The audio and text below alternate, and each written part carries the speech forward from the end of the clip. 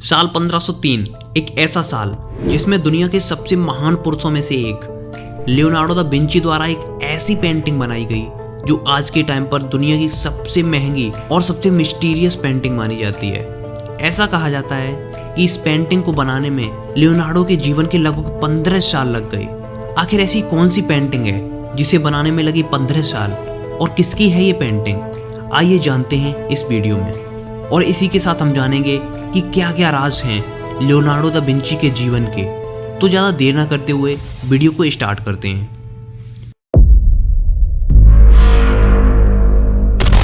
दुनिया की सबसे महंगी और सबसे मिस्टीरियस पेंटिंग यानी मोनालिसा की पेंटिंग, जिसे Italian scientist Leonardo da Vinci के द्वारा 14 साल के अंतराल में बनाया गया था।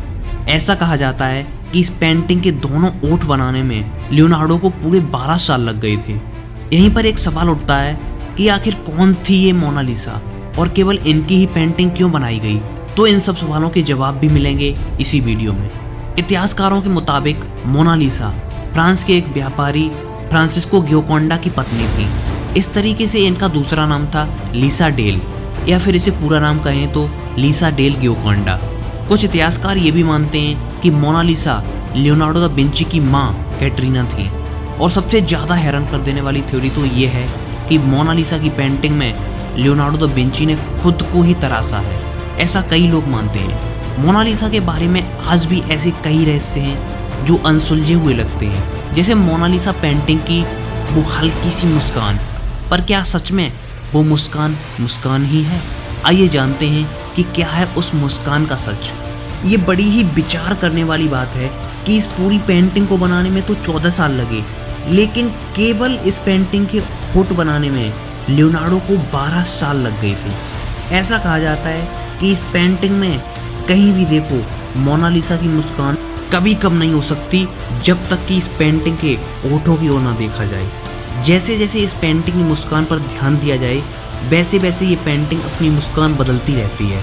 बहरहाल हम आते हैं लियोनार्डो के जीवन के कुछ और दूसरे रहस्यों पर। ऐसा कहा जाता है कि लियोनार्डो दा विंची एक पॉलीमैथ थे। जो लोग नहीं जानते हैं पॉलीमैथ किसे कहते हैं तो मैं बता दूं, जो इंसान हर फील्ड यानी a person with the knowledge of every field, यानी जिसे हर एक फील्ड हर एक क्षेत्र का ज्ञान हो, उसे कहते हैं पॉलीमैथ। अगर यहीं लियोनार्डो की बात करें तो इन्हें artist, engineer, inventor, mathematician and describer भी कहा जाता है। आज से कई 100 साल पहले लियोनार्डो दा विंची ने ह्यूमन बॉडी के 240 स्केचेस बनाए थे, जब इस धरती पर कंप्यूटर, मोबाइल या फिर एक्सरे जैसी कोई भी सुविधा नहीं थी। और अगर इन स्केचेस को आज के मॉडर्न स्केचेस से मिलाया जाए तो इनमें कोई अंतर समझ नहीं आता है। इनके अंदर इतनी क्यूरियोसिटी थी कि ये इंसान के शरीर को ऑब्जर्व करने के लिए कब्रिस्तान चले जाते थे। कभी आपने बाहुबली मूवी देखी है? अगर देखी है तो इस रथ पर तो आपकी नज़र जरूर ही गई होगी। और इस रथ को लियोनार्डो दा विंची ने कई 100 साल पहले अपने आर्ट में बना दिया था।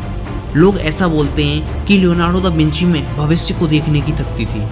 और ऐसा क्यों कहा जाता है, इसके भी कुछ रीज़न हैं। लियोनार्डो दा विंची में कई 100 साल पहले इटली का मैप डिजाइन किया था। आप समझ सकते हो कि बिना किसी ड्रोन या सैटेलाइट के केवल अपने मन की इमेजिनेशन से किसी इंसान ने पूरे एक सिटी का मैप डिजाइन किया था। आखिर कितना होशियार होगा इंसान वो। हमारी आर्मी का लड़ाकू टैंक, जिसे आज के हिसाब से बहुत ही ताकतवर हथियार माना जाता है, वो भी लियोनार्डो दा विंची की एक डिजाइन से लिया गया है। हमारी पृथ्वी पर हेलीकॉप्टर का आविष्कार 1940 में हुआ था, पर उससे भी कई 100 साल पहले लियोनार्डो दा विंची ने अपने एक थ्योरी के साथ हेलीकॉप्टर को चित्रित भी किया था। पर यहाँ सवाल तो ये है कि लियोनार्डो दा विंची को ये कहाँ से पता लगा कि हवा में किस तरीके से किसी चीज़ को उड़ा सकते हैं? असल बात तो ये है कि लियोनार्डो को पक्षियों से बहुत लगाव था, और केवल ये जानने के लिए कि आखिर पक्षी हवा में उड़ते कैसे हैं, लियोनार्डो दा विंची पक्षियों को खरीदकर पिंजरे में से आज़ाद किया करते थे। और इसी थ्योरी को लिखते लिखते एक दिन लियोनार्डो ने एक ऐसी मशीन का स्केच बनाया जिससे इंसान हवा में उड़ सके। पैरासूट तो आपने देखा ही होगा। आज से कई 100 साल पहले जब इंसान के पास चलने के लिए भी ज़्यादा साधन नहीं थे, तब लियोनार्डो दा विंची ने एक ऐसी डिज़ाइन बनाई जिससे आज के टाइम पर इंसान कितनी भी ऊंचाई से छलांग लगा दे तो वो सेफ तरीके से नीचे ज़मीन तक आ जाता है। ये बड़ी ही हैरान कर देने वाली बात है कि इसी थ्योरी के साथ साथ लियोनार्डो दा विंची ने एक थ्योरी दी थी सेल्फ ड्राइविंग कार की। एक बार सोच के देखो, जब इनके पास अपनी थ्योरी को प्रैक्टिकली करके देखने का साधन नहीं था तब इन्होंने ये रचनाएं की थी। अगर तब जरा भी साधन होता तो क्या होता।